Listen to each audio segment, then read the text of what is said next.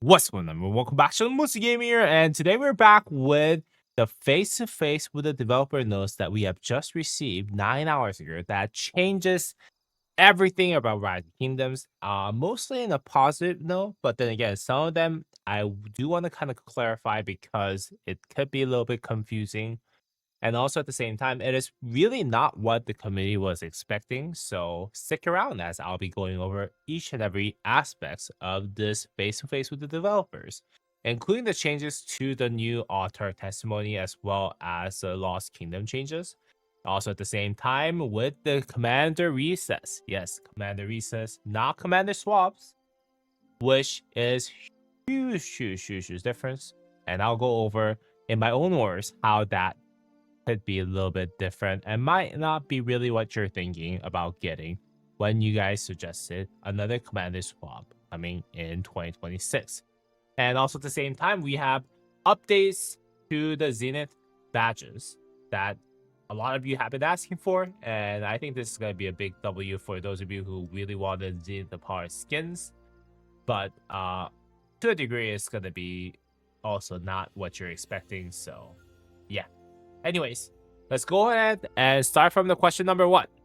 Some aspects of the current altar system mechanism, reward mechanism in KvK provide a negative experience. Losing camps are unable to earn any altar testimony, and allied camps on the winning side cannot earn the Star of the Champions.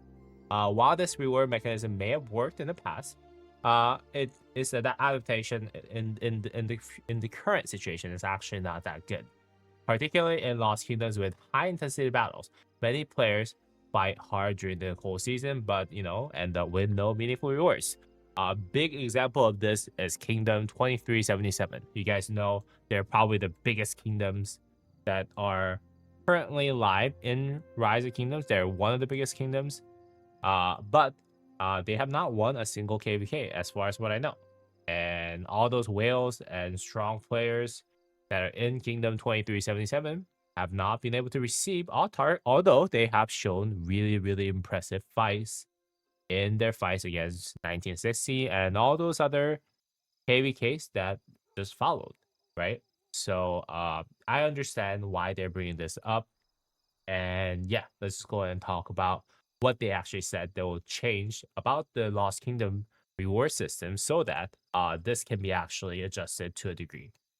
Answer. Thank you for sharing your feedback, Governor. To align the all-target rewards with the current experience, they're gonna make some following changes. They're gonna add A to A plus tier of the Lost Kingdom tier, and then in addition to adding all those, if we reach A plus tier, camps in addition to the final occupying camp will also receive additional altar testimony. These rewards will be distributed by the leader of the coalition that captures the Crusader fortress off the camp. So this is important because this would actually give you some altar testimony to the losing camp, right? As long as you can hold on to your Crusader fortress, you can still get some altars once your Lost Kingdom reach A plus or higher, which I think is a big W. Uh, uh, yeah, at the very least, the best fighters on the losing camps, I think, do deserve altar testimony to a degree. So this is a big W, I think. And then when the Lost Kingdom reaches S or higher, the final occupying coalition will receive additional legendary altar testimony. So this is also really good, because if you receive if the Lost Kingdom reaches S or higher, the allies that you actually fought with, even if you're actually not occupying the Lost Kingdom at the end of the day, no, the what is it called? Yeah, the Zig at the end of the day, it doesn't matter. You still did your job, and the fact that you are given additional legendary altar testimony if the Lost Kingdom reaches S or higher, which is totally understandable. I think this is really good change. And when the Lost Kingdom tier reaches S+, the final occupying coalition will be able to share a Star of Champions with an allied coalition. So this actually guarantees you and your ally, if it's a 4 camp KvK, a Star. which I think is a really, really good change. I think this actually eliminates a lot of the disputes that they had in the Imperium KvKs, I think. Like, you can honestly just have 2 kingdoms win a star per KvK, which is really, really good.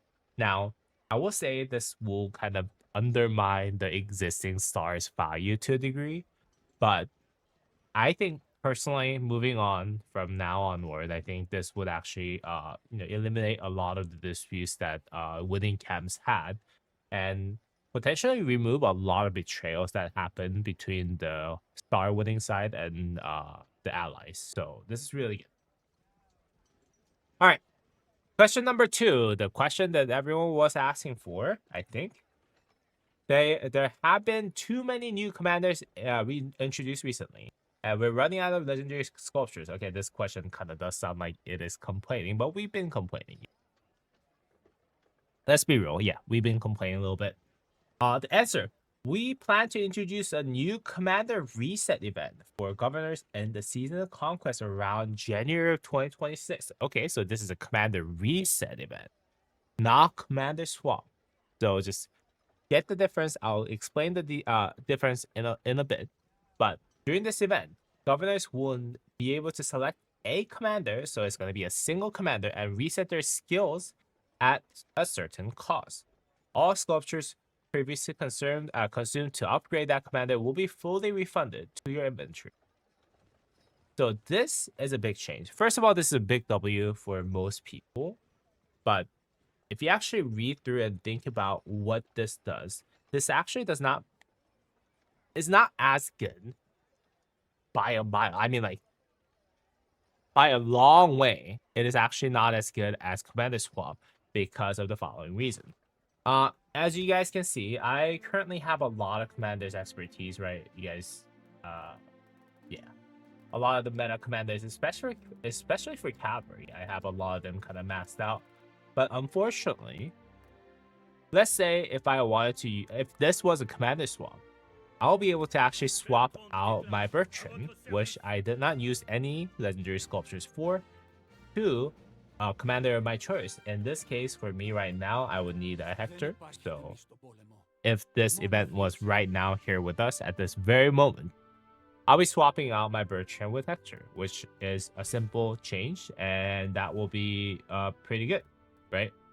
But because this is a commander reset, you have to find the commander that you have invested in previously that is no longer relevant, right? For example, Saladin, I invested 635 gold test into Saladin, right?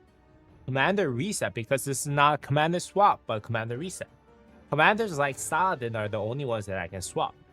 But the thing is, it puts us at a dilemma because Saladin is actually a commander that is used most commonly for his buff in altar skills in certain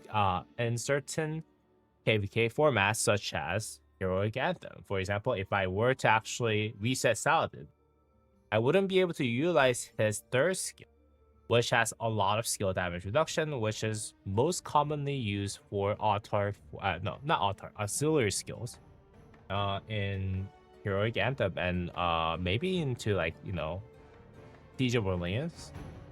So I have to really choose carefully what commander that I choose.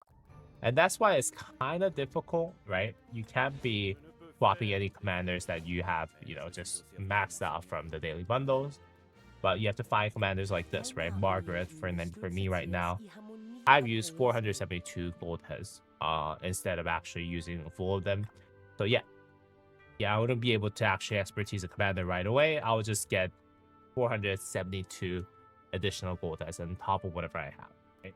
And Margaret's skills are not really relevant, in all honesty, for any auxiliary skills or whatnot, unless I'm using Siege really, really heavily. So yeah, I would have to find a commander that actually I have made a mistake of rather than anything else. And this actually also does not really help new players, because if you were actually paying attention, unless you have made a mistake, then that is fine. But if you're actually paying attention to which commanders that you were investing in, then commander reset will actually give you almost close to no value whatsoever, unless the meta changes drastically. But lately, the newly governors that have entered the season of conquest lately have been investing more in Qinshi Huangs and one of the meta commanders like Achilles or Bai Chi or Liu Ches that really doesn't really need commander resets at the moment. So yeah, it is significant downgrade in my opinion compared to commander swap. With that said, I can't complain personally because I have a lot of commanders that I have made the mistake of, like Margaret, for example. This is free 472 gold test that I'm getting, right? So, and another example, probably Herman Prime. Yeah, 558 gold test that I'm actually able to kind of conserve and just, get rid of Herman because I'm not using Herman Prime anymore, right? So it is a big W, but still something that if you guys are expecting a value similar to Commander Swap, then that's not it. That's not it. And this is really not helpful for those of you who are in earlier seasons, earlier KvKs, because yeah, you don't really have that many commanders that you have made the mistake of. So this is more for existing players, and that's why I said in the earlier part of the video that it might not be as good as you might think it is. But yeah, this is what it is. All right, so let's go ahead and move on to question number 3. It is quite difficult to earn Zenith badges during the Zenith Power event. So I hope they won't be reclaimed after the event ends. So this, I think, is kind of what the community was asking for. I think if they implement this changes, I think it's not really that good because then everyone will be running around with Zenith, And if everyone's running around with Zenith, then like the latest and the greatest Zenith, like then the Zenith has zero value to most people. And that's not really the direction that I think Lilith would ever go, in my opinion. But let's go ahead and take a look at what they said about it. Thank you for your feedback. Considering the long-term value of the Zenith city skins, we will not be changing the end of event recycle rules for the badges at this time. However, the following optimization will be introduced. So they're not going to change how they're actually thinking about doing the Zenith right now, but they want to actually introduce a new way so that those people who are very unhappy about the Zenith badges disappearing are happy, and also at the same time, no, it's actually to please those people at the end of the day who are complaining about Zenith badges, basically, right? But yeah, a new item will be added, Legacy Zenith Badge, which is a temporary name. But during the event, Zenith badges can be manually converted into Legacy Zenith badges. After the event ends, any unused Zenith badges will be automatically converted to Legacy Zenith badges. Okay, so right now you guys get for every 5 million power that you push, you get 1 Zenith badges. And then when you actually don't use any of it, because let's say you couldn't reach the threshold of let's say 40 million power that you need to push. So let's say you had 7 Zenith badges. Those will be actually considered once the event ends and you didn't use any of those would be actually converted to legacy Zenith badges at the end of the event. Okay, that's cool. And exchanging for city themes and effects from the current Zenith Power event will still require Zenith badges, which is fine. And select city themes from earlier Zenith Power events will return in the future. So if you have legacy Zenith badges, you can actually use those to get the earlier Zenith Power events skins. And those skins would actually begin with the earliest Zenith Power city skins and they will be rolled out gradually. Okay. And so what they're saying is that they're gonna actually they're gonna give you badges that are basically expired. And those expired badges can be used to get a legendary Zenith Power skin. Eventually, is what they're saying, right? So for example, what is the youngest Zenith Power City skins that we have ever seen. Yeah, something like this. Ode to Victory, right? 10% cavalry defense. Oh, this is actually not something. Yeah, that's not it. Where is it? Do I have to go all the way up actually? Yeah, there you go. Okay, so I think something like this. Road to the Crown with 10% cavalry attack. I think these would actually be rolled out first. And then they'll slowly kind of catch up to the Zenith Power skins. So if you have a lot of Zenith Power legacy coins, I think you can eventually get Zenith Power skins that you were hoping for at the end of the day. Although that would take a long time, I'm assuming. But it's better than having all those legacy Zenith badges actually disappear and they're worth nothing, right? So I think this is a big change. This is actually a pretty good change for everyone. Obviously, those people who have spent a lot of their resources and money in the Zenith Power events and were unable to actually reach the threshold. There's at least some rewards that they can actually claim after everything is done and you end up not winning the Zenith Power event. So this is good. And let's see. We plan to implement these adjustments starting with the Zenith Power event of 2026. So this is actually not changing. For the upcoming Zenith Power event, I'm assuming, because that event is actually happening in the end of Zenith Power event, end of 2026, right? So in December of 2026. So make sure that you guys actually understand this correctly. So this adjustment will not roll out, I'm assuming. Yeah, this adjustment will not roll out for the next Zenith Power event that is about to happen in 2 days. So make sure you guys have that in mind when you guys actually do push for Zenith Power event. Do not hope, or at least clarify with the VIP support that the legacy Zenith badges would actually not will actually not be in will actually be in there, right?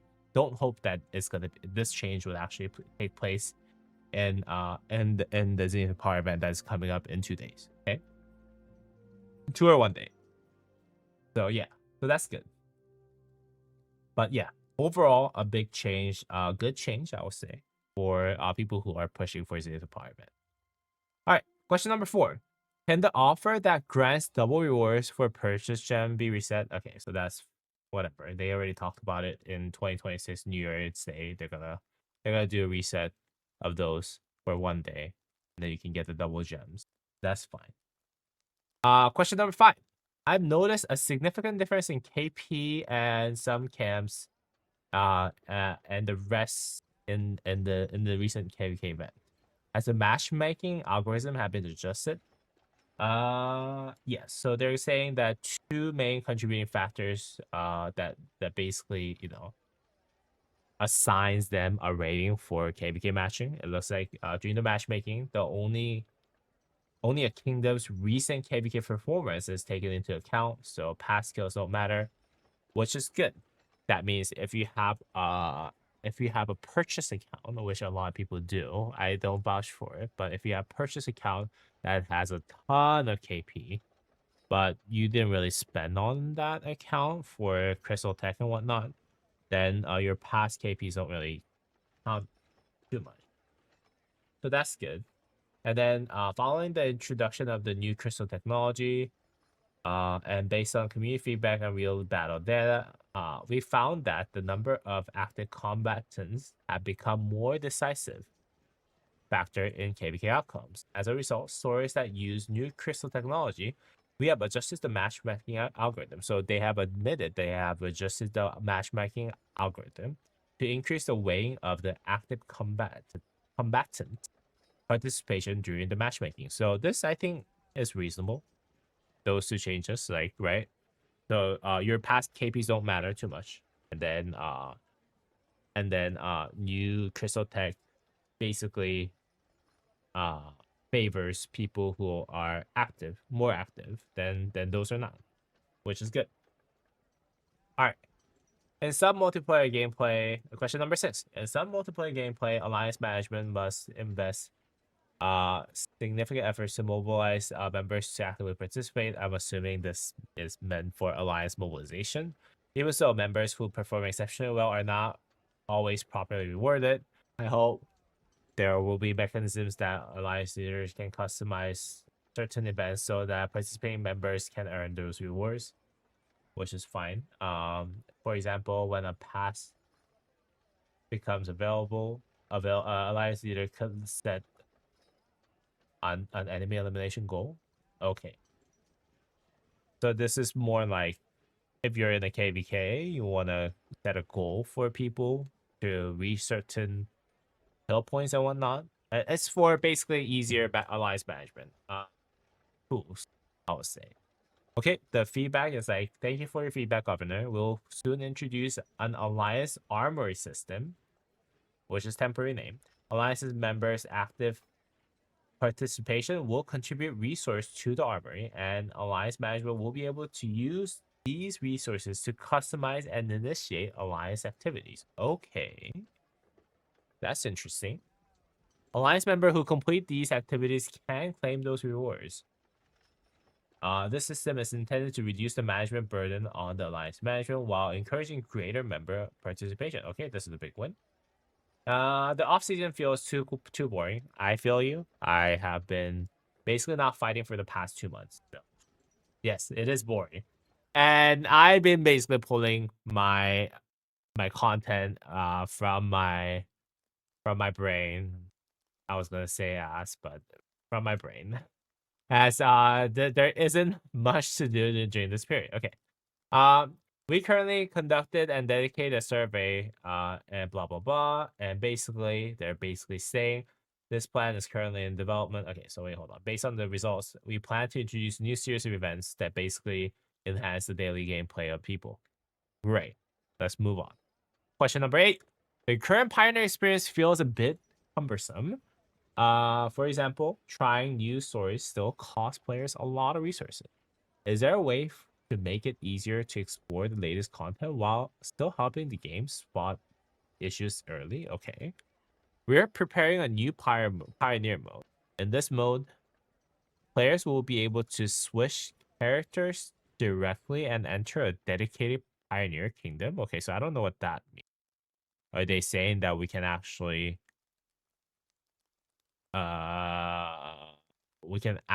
enter with a fake identity clone of ourselves? Is that what they're trying to say? I'm not too sure.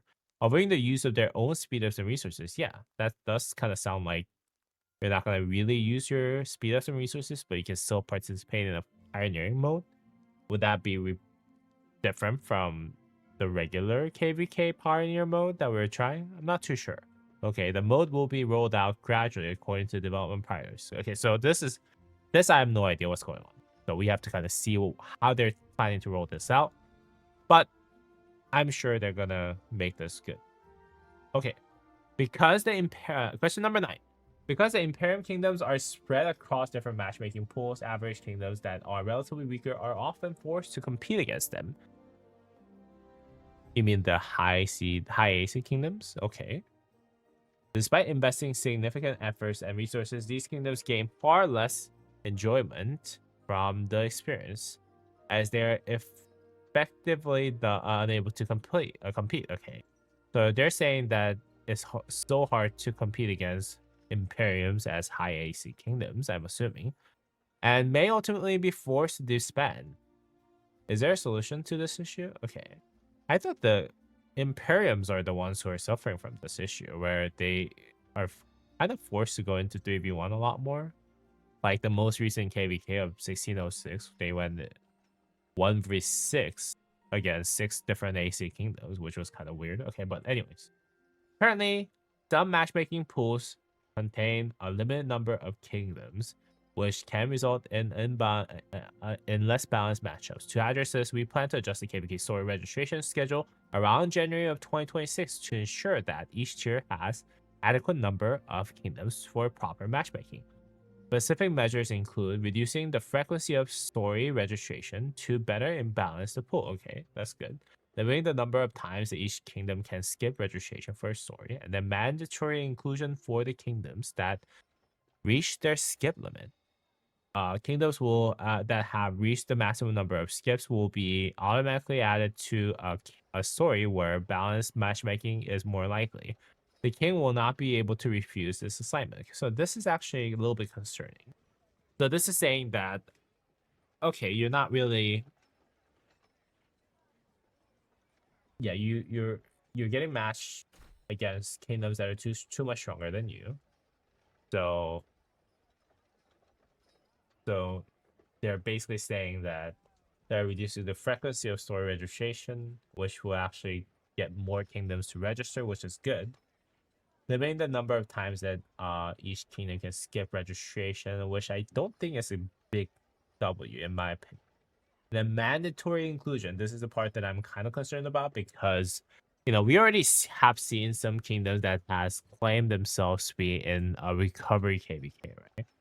And I think what the mandatory inclusion of the kingdoms for the skip without being able to skip does is that all those kingdoms that enter the KvK will be claiming that they are in a recovery KvK and just not participate. So I am a little concerned about that.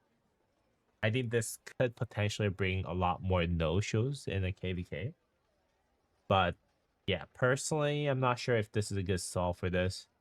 I think reducing the number of stories that they actually feature at a time might actually help much better than this. Because if you limit the number of KvK stories that you can apply at a time, like for example, if you can only apply to like one KvK story or two KvK stories, I think that will be much easier solution to this than that. But yeah, a little bit concerning. But we gotta see the rollout of this, I think, eventually. So let's go ahead and move on. Question number 10. The current pass battles feel different from before, with large number of troops attacking across passes, which seems unrealistic. Wait, hold on.